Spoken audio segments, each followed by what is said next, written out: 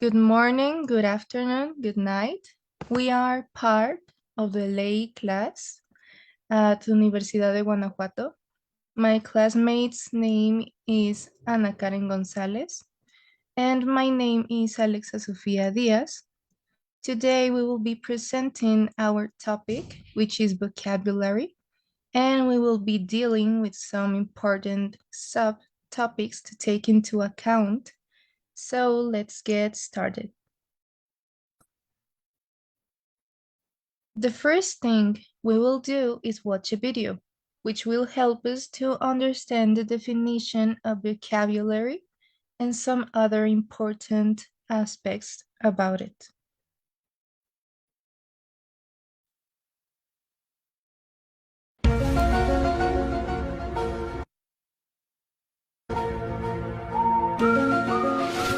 Hello and welcome to our first episode on English vocabulary. In this video with me, you're going to learn the definition and usage, importance of vocabulary, vocabulary facets, types of vocabulary, and memorization of words. Before we go on, please click on the red button to subscribe and the little bell to stay notified. The definition and usage. Vocabulary refers to a set of familiar words one understands in their language. While vocabulary stretches gradually and develops with age, and it's a very fundamental tool for communication. Acquiring vocabulary in a second language is one of the biggest challenges a lot of learners face today. According to Cambridge Advanced Learners Dictionary, vocabulary is commonly defined as all the words known and used by a particular person. Importance of vocabulary. Well, the question is, how important is it? What breathing is to our living is exactly what vocabulary is to using a language. An extensive vocabulary aids expression and communication. Vocabulary is the most underlying part of every language. A person may be judged by others based on his or her vocabulary.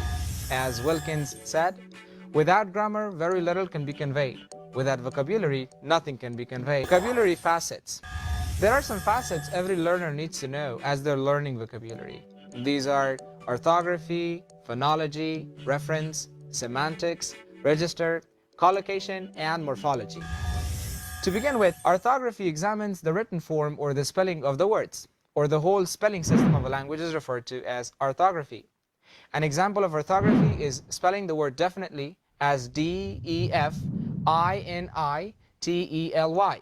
Phonology, which covers the spoken forms of vocabulary, is defined as the study of sound patterns. For example, the word bat is pronounced in three smaller phonological units as ba, and ta. Reference. It goes with the relationships between nouns or pronouns and objects that are named by them. For example, the word John refers to the person John, or the word it refers to some previously specified object. Words in English can make either direct or indirect references. Semantics means the concept and meaning of words together, or it looks at the meanings of words and the whole language overall. An example of semantics can be a toy block, which could be called a block, a cube, or a toy. Or another example could be a child, which could be called a child, kid, boy, girl, son, or daughter. Register is defined as the way a speaker uses a language differently in different circumstances. Register is more concerned with formal use and informal use of words, or appropriacy of the use of them. For example, the sentence, "Would you mind passing me the salt?" is appropriate for formal situation, whereas "pass me the salt" would be used for a collocation. Collocations are also called lexical neighbors. Collocation simply means a natural combination of words together. Some examples are pay attention, fast food, making an effort.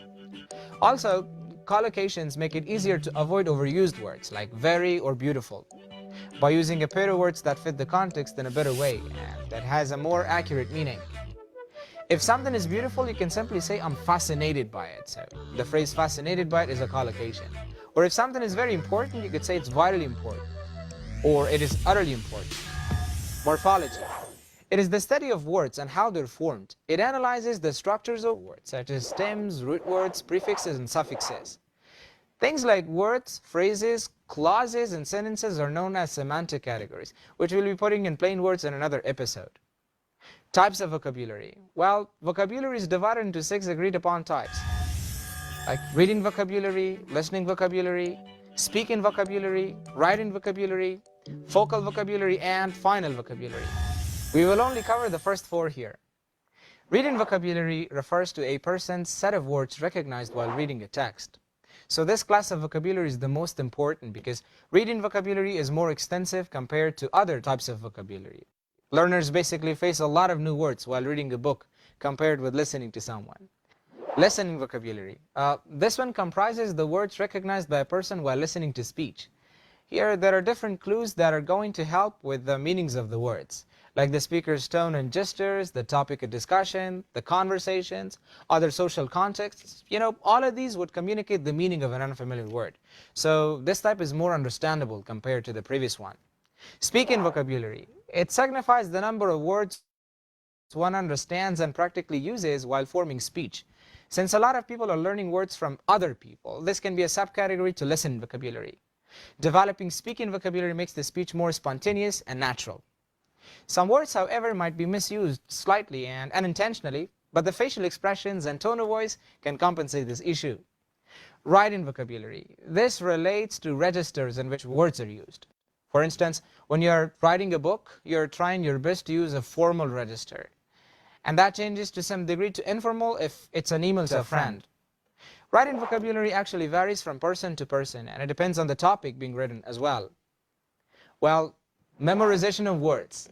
Memorization on the outside can be seen as tedious or boring, but in fact, it can get very interesting if you know how to do it. This is what everybody needs to go through. A lot of us are looking for different methods in order to make this happen. So let's take a look. One method can be a large number of repetition of words you're learning, or spaced repetitions with flashcards. Another can be computer-assisted language learning, or relying on English media would be a helpful method as well. Reading books or ebooks or subscribing to different websites for reaching out their new contents upgrades vocabulary to another level. One very strong method for learning words would be learning them with their phrases and examples. Another good method would be using monolingual dictionaries. What I'm trying to say is to look up any word you need in English in an English-to-English dictionary. You can also change the language of your device into English for better help. You could use the apps to assess yourself to improve your vocabulary. Making yourself busy with English and speaking English with friends or chatting with them is also a very quick and easy way to surpass your level of vocabulary. In our next video, we'll cover the origin and divisions of the English language. Thank you very much.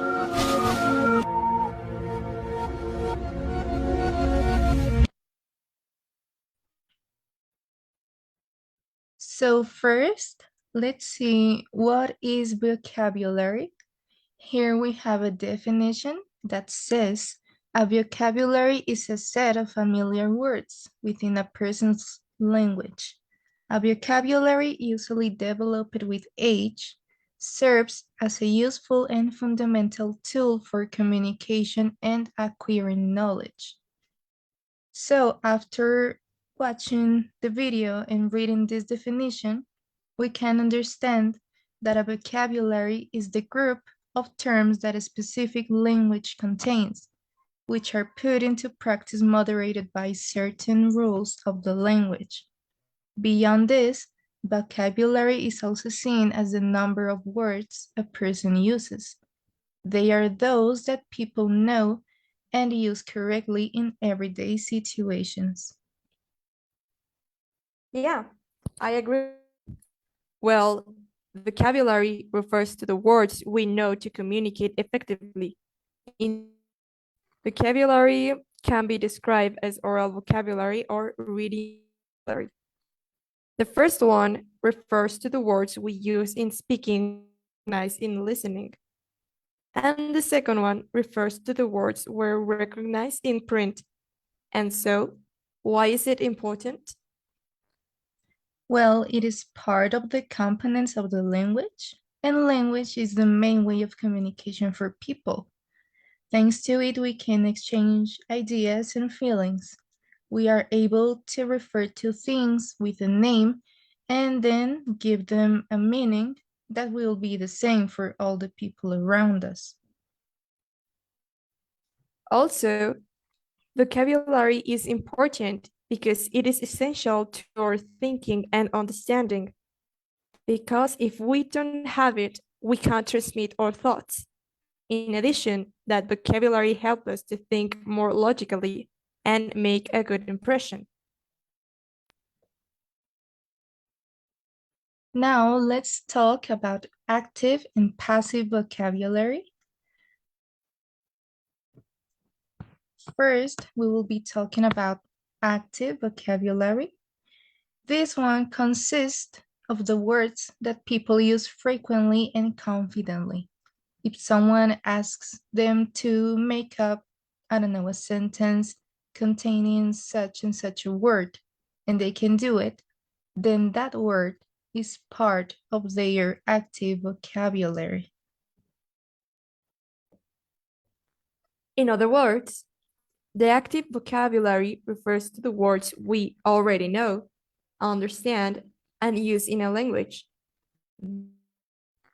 We know the precise meaning of the word, how to use that word in the right context, its spelling and pronunciation.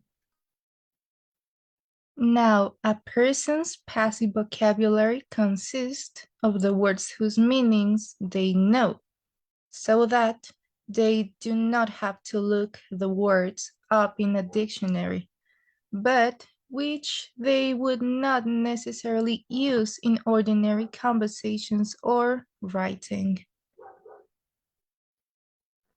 So, the passive vocabulary refers to words whose meaning we can understand when they appear in writing or speech, but we do not confidently use them since we are not fully conversant with them.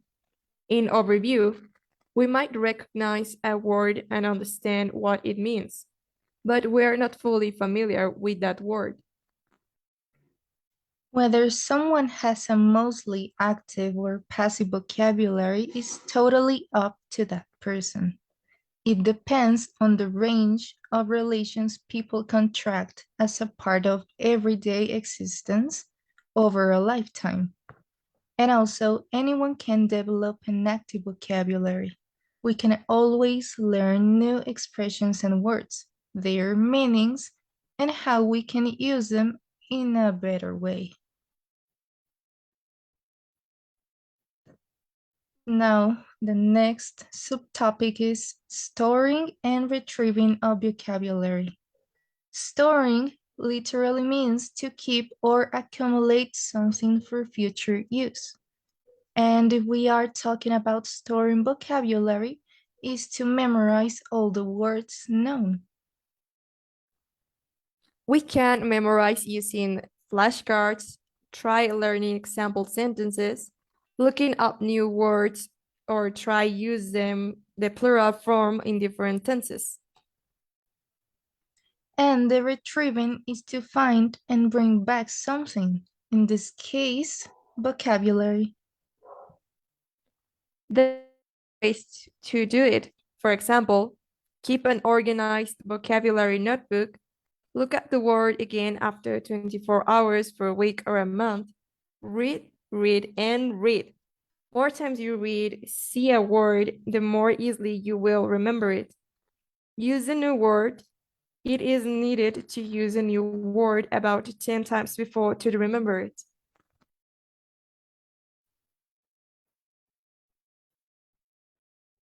Now, let's talk about some of the problems of vocabulary. Vocabulary acquisition and retention is considered one of the most influential factors of language learning. However, there are some factors that prevent language learners from better vocabulary acquisition and retention. And so, as we said before, vocabulary is considered as an essential part of developing good fluency and lexical ability, plays important role in language learning. However, vocabulary learning is challenging, particularly of the non-native speakers of English who face problems relating to the meaning of the new words, spelling, pronunciation, correct use of words, guessing meaning through the context, and so on. The reason for such difficulties can be multifaceted. According to Thornbury, the most common difficulties in vocabulary learning are pronunciation and spelling. Let's talk about pronunciation first. It will be a lot simpler to pronounce English if the written form resembled the spoken form more closely. Amongst the most confusing bits are the silent letters R, L, V, H, K, N, P, S, T, and W are all silent some of the time. Then there are letters that can in lots of different ways. S can be pronounced as Z, T can be pronounced in at least 5 ways, and N can become M. And that's just consonants. English has 19 vowel sounds, but it only has 5 vowels to spell them with. So, good, food, and blood all contain different vowel sounds. And that's why words that are difficult to pronounce, are more difficult to learn. Now let's continue with spelling. Sounds spelling mismatches are likely to be the cause of errors either of pronunciation or of spelling, and this can contribute to a word's difficulty. While most English spelling is fairly law-abiding, there are also some glaring irregularities. Words that contain silent letters are particularly problematic.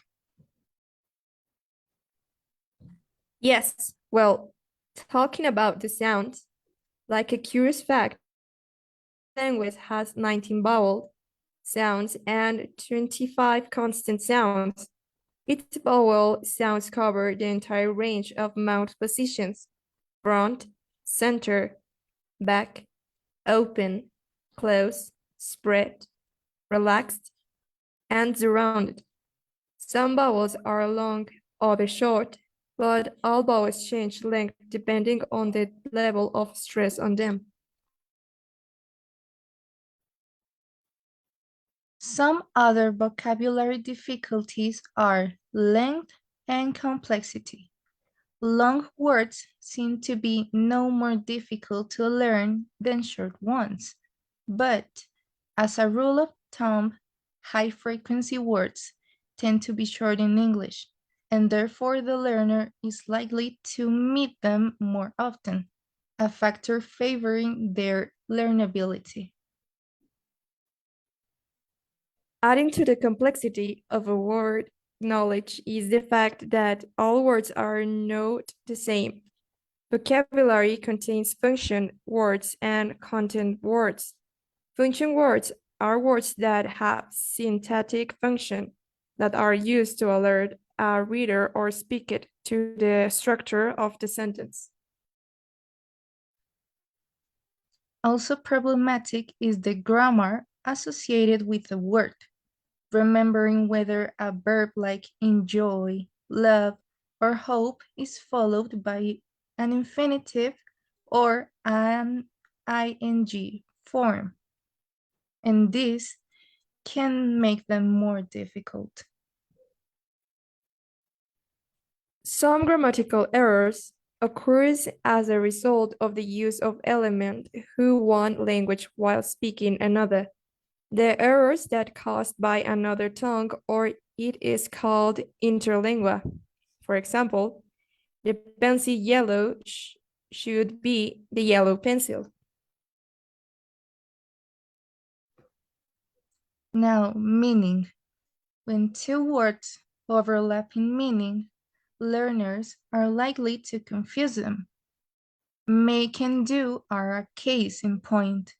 You make breakfast and make an appointment, but you do the housework and do a questionnaire. But what does it mean to know a word? Conventionally, when we talk about knowing a word, we mean knowing its definition. But knowing a word's definition, it's not the same thing as being able to use that word in speech and writing or to understanding a text in which the word appears. People are able to use and to recognize imprint words such as at, the, and so, but every few can give a formal definition for them. Definitions are ways we talk about words' meanings, but are different from words' meanings. The last one is range, connotation, and idiomaticity. Words that can be used in a wide range of contexts will generally be perceived as easier than their synonyms with a narrower range. Thus, put is a very wide-ranging verb compared to impose, place, position, etc. Talking about the connotation, it is further understanding of words' meaning. For example, as well like literal, he is an adult. The connotation like is a simple man, he is a real man. Another connotation is robust or strong man. It's gonna be like he's a gent. And well, this is the example that we add. The last subtopic we're gonna be talking about is techniques to present vocabulary. Well, it's hard for students to read and understand a text if they don't know what the word means. A solid vocabulary boosts reading comprehension for students of all ages.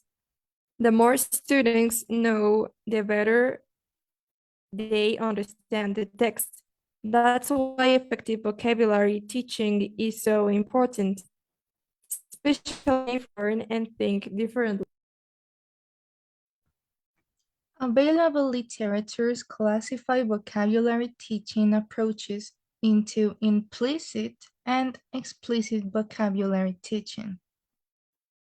Implicit vocabulary teaching refers to a procedure of teaching in which language learners unconsciously, indirectly, and contextually learn the vocabularies. The learners of vocabulary who are applying such approach always learn naturally. An explicit vocabulary teaching is a conscious process of mastering the vocabulary. There has to be a direct and systematic procedure, and awareness toward the objectiveness of vocabulary learning. It also requires the learners to understand the process it has, predict answers of the problem, evaluate, and reflect a result. This is more likely to be accomplished by cognitive strategies, note-taking, dictionary, and some other associational learning methods. The explicit vocabulary teaching contains 3 additional techniques that appears to be functional in learning. These are form-based explicit teaching, meaning-based explicit teaching, and rule-based explicit teaching. The first one, form-based explicit, refers to the process by which forms of the vocabulary, like its free morphemes, bound morphemes, and spelling, are directly taught to the students. Meaning-based explicit teaching is understood as a procedure where the meaning of an intended vocabulary is taught. The one, rule-based explicit teaching, is related to a teaching of vocabulary based on the rules of vocabulary being learned. In conclusion, vocabulary is because it expresses yourself better, understand better, think more logically, boost your power of persuasion, and, well, it makes a good impression of you. Exactly. So that's all on our behalf. Thank you so much for your time to watch this, and we'll see you later in class.